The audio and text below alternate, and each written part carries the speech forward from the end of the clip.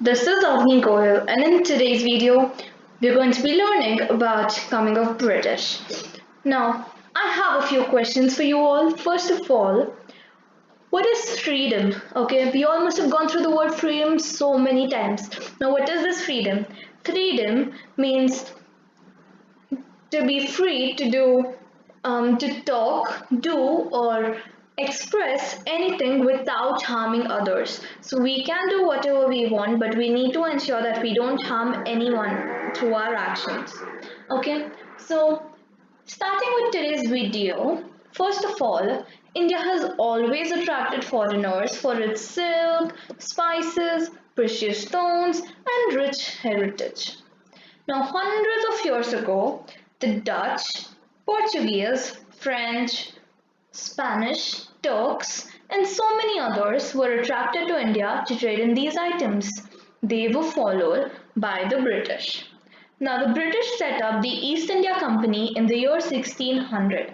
Okay, at first they did not have any intentions of ruling over India. They came here as any other trader. Okay, now, what happened was during that time, the powerful king Aurangzeb had died, and due to this, the Mughal Empire was declining. Many small kingdoms rose in revolt. Now, what is a revolt? A revolt is when many people fight with each other. Okay, so all of them thought that they could take his place, because of which there was no unity in the country. And as they say, unity is diversity. Now, British took advantage of this situation, okay, in the year 1707, and it started its rule over India by building forts in Mumbai, Kolkata, and Chennai. But there was a king called Siraj-ud-Dowlah who understood British intentions and opposed them. Now, the British, which was under the guide of Robert Clive, defeated Siraj-ud-Dowlah in the Battle of Plassey. Now, what actually happened was Siraj-ud-Dowlah had a really huge army, okay, an army that was even more huge than the British. Now, what happened was his army general or his army chief cheated him. He took half of his army and went to the British side. And due to this, Siraj-ud-Dowlah's army became weak. And now what happened was, due to an organized army, British won the Battle of Plassey that was held in the year 1757. So the Battle of Plassey, to give a quick recap, was held between Siraj-ud-Dowlah and Robert Clive. Okay. Now, next was the Battle of Buxar. The Battle of Buxar was fought on 22nd October 1764 between the forces under the command of the British East India Company led by Hector Munro and the combined armies of Mir Quazim, the Nawab of Bengal till 1763. So, from the British side, the British was led by Hector Munro. Okay. So there was a man called Hector Munro who was leading the British in the Battle of Buxar. And the person who opposed British was Mir Quazim, who was the king or Nawab of Bengal till 1763. Okay, he was the Nawab of Bengal till 1763, and on 22nd October 1764 came the Battle of Buxar. And in the Battle of Buxar, they defeated Mir Quazim. Now, Mir Jafar was made the Nawab of Bengal for a second time in 1763, right after the battle by the company. So, after the battle, Mir Jafar was made the Nawab of Bengal. And now, this Battle of Buxar was a really horrid battle, and this battle was held in 1764. Okay, but even after these two battles, there was still no unity in the country. Now, the British slowly started ruling over India. They captured more states and they, grouped up with other Indian kings. And because of this, the whole India came under their control. and now the British started ruling over India. And now they made many new laws, and most of these laws took away the freedom of Indians. Now, when the British was ruling, there were few bad impacts of the British rule. First of all, they forced the cotton weavers of Surat and silk weavers of Bengal to they forced them to sell their products to British at a really low price. Okay. Now, when they sold them at really low prices, they went in loss, right? And this was the reason why weavers weren't happy with British. Now, the second thing they did was they took many raw materials from India and they took it to British and sold their items there. Now, because of this, the British economy prospered and the Indian economy suffered. Now, the next thing they did was the farmers of Bengal were forced to grow a particular kind of crop called indigo. Okay, so indigo is a flower because through which we get dye. Okay, so the cloth dyes. So we get this, and they forced the farmers of Bengal to grow only indigo and no food crops. And due to this led to a huge famine in the year 1770. Now, what is the meaning of famine? Famine means a condition when many people died through starvation. Okay. Now, if anyone disobeyed the British, they were beaten up and sent to jail. Okay. Now, even though there were some bad impacts, there were a few good impacts as well. What were these? And the British first introduced the railway system in India, because of which traveling became way easier. Okay, so they introduced the railway system. Then they also introduced the post and telegraph services. So the letters or the post service, they introduced that as well. And now they also introduced and they also stood against the practice of sati, according to which a Hindu woman had to burn herself in the death pyre of her husband. Okay, so now there was another battle known as the Revolt of 1857. The Revolt of 1857 was the first war of independence, also known as the Sepoy Mutiny. Okay, so this was started by the Sepoys. Now, who are the Sepoys? Sepoys are the Indian soldiers in the British Army. Now, why are they called Sepoys? Now, in Hindi, soldiers are called Sipahi, right? But it was difficult for British to pronounce Sipahi. That's why they call them Sepoys. And due to this, the Indian soldiers in the British Army are still known as Sepoys. So it all started due to the Sepoys, okay? And it was the first war of independence that were led by many great leaders. It all started due to a rifle called Enfield rifle.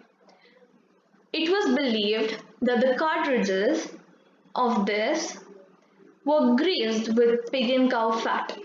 Now, what is bad in that? The thing is, in this rifle, we had to bite off the cartridges before using them. And as they were greased by pig and cow fat, it was religiously offensive towards Hindus and Muslims. The reason behind that is, as we know, Hindus worship cows, and Muslims, in their culture, they are forbidden to eat pork. Okay, so this was like harming the religious sentiments of Hindus and Muslims. That's why that was the main reason the Sepoys were angry with the British. And not only this, they were also angry with the British because they weren't given they weren't given high posts like British officers, and they were paid much less. Now, this Sepoy Mutiny took place in March 1857. Now, I told you how it all started. It all started due to an Enfield rifle, right? But there was a great warrior called Mangal Pandey who first stepped into this fight. He stepped into this fight and he was followed by many other sepoys. Okay, and when this happened, many great leaders also joined them. It all started with a handful of soldiers, but it slowly increased into the whole India. Now, there were few leaders of the revolt in 1857, some really good leaders that led the revolt. Okay, they were first was Nana Sahib. Now, Nana Sahib was like the king of Kanpur. Okay, he was the king of Kanpur, and he was a powerful king. He was a great king. Now, what happened was he fought from Kanpur. Okay, he fought for Kanpur, but he was defeated by the British due to an organized army. Now, under him worked worked Tantia Tope. Okay, so Tantia Tope was the army chief or the army general in Nana Sahib's army. Now, when Nana Sahib lost the fight, he he gathered all the left soldiers and joined Rani Lakshmi Bai to free Gwalior, but he was defeated there as well. Now, Rani Lakshmi Bai was a great woman. Okay, she was the queen of Jhansi. She is popularly known as by the name Jhansi ki Rani. Okay, now Rani Lakshmi Bai. It all started because as she and her husband Gangadhar Rao had no children, they had adopted a son. Okay, and when they did so, after her husband died, the British refused to take her adopted son as the king. Now she thought, who is the British to decide this? How can they decide if my son is capable of being the king or not? And due to this, she teamed up with Tantia Tope and tried to free Gwalior. But again, due to an organized army, British defeated them. She got injured in the battle and died. And now the next was the one more leader was Begum Hazrat Mahal. Now Begum Hazrat Mahal was the queen of Awadh. Okay. Now her husband, the British exiled her husband to another place. Now she was really angry at them. She also had the same feeling as Rani Lakshmi Bai. Who are these people to decide such things? And that's why she also stepped into the war of 1857. Bahadur Shah Zafar, the last Mughal emperor, as their leader and declared him the ruler of India. So during the war, they needed a king to guide them, right? And they accepted Bahadur Shah Zafar as their king. But after this, the British realized that the East India Company wasn't capable of ruling over India anymore, and they knew that India had become a united country. Thus, India came under the direct rule of the Queen of England, Queen Victoria. Now let's do a quick recap what actually happened again. So in 1600, the British were attracted to India for its silk, spices, precious stones, and rich heritage, and they set up the East India Company in 1600. Okay, they came here as traders. Now in 1707, Aurangzeb had died, and the British took advantage of this situation. Now next, in 1757, a king called Siraj ud-Daulah understood British plans and opposed them.